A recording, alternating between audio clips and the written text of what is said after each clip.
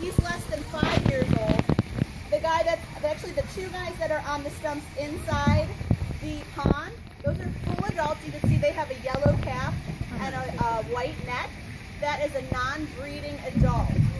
Whereas you can see a couple of the guys, they're all in the back now. But a couple of the pelicans, you'll notice, will have a white cap and an amber brown neck. That's a breeding adult. So they're in the mood per se. The one in the middle, he's my favorite.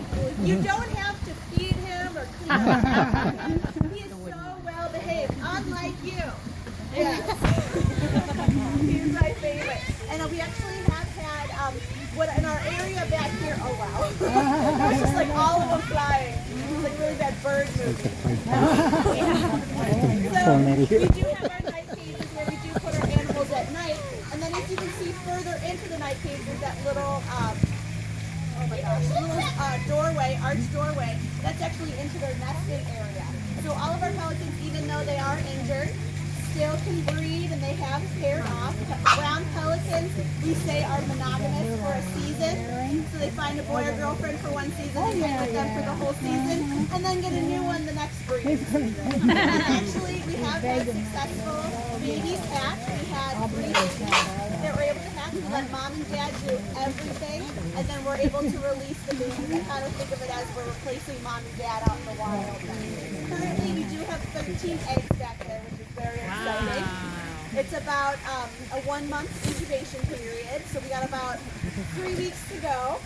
So it is very, very exciting.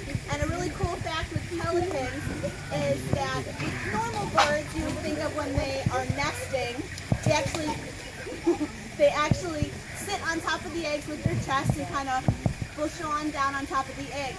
With pelicans, they're kind of weird. They actually incubate their eggs by standing on them with their feet. So they're really, really weird. Yeah, their big webbed feet. That's why it was such a problem back in the day with that awful pesticide, DBT, thank you, that actually it thinned the eggshell, so when mom or dad would go to incubate, she would just crush the egg. So it's very, very interesting to see them, and they'll actually also stand on top of the babies too, which looks so incredibly uncomfortable, but that's how they do it. That's what evolution has taught them. So, and then we also do have a couple other special guys here. We do have 3 sandhill cranes. This is Maleficent. She's 21. She has a permanent wing injury. She's actually showing you her bad side right now. She actually had to amputate part of her wing. She was given that wonderful name because she turns into Maleficent when it's in breeding season. She gained that name. And then we also do have Shaky, which is her mate over there. He's 25. He also has a permanent wing injury. And then, don't ask me where it came from. The guy over there is Chicky Pants. So there's a lot of girls that work here. It just fits when you need him. He is only about 2 years old. He's kind of hiding himself from me. He doesn't like me right now. I don't know if any of you folks were here a little earlier. Chicky actually has a crisscross beak, which he was born with. It was just a genetic abnormality that he was born that way. As you can see, Maleficent and Shaky have that perfectly pointed beak, which they actually keep in that shape by always digging into the ground, things like that. Whereas Chicky was born with that crisscross. So that's the reason he is with us. His wings are perfect, but unfortunately with his beak, if we let him go out in the wild, that beak would continue to grow and either interlock or grow so far apart that he wouldn't be able to feed himself. So, and then he also gets a little picked on by the big guys. That's why she also has that name, Maleficent. So we actually have to do once a week. We do have to Dremel or trim his beak down a little bit, just like you would your cat or dog's toenails.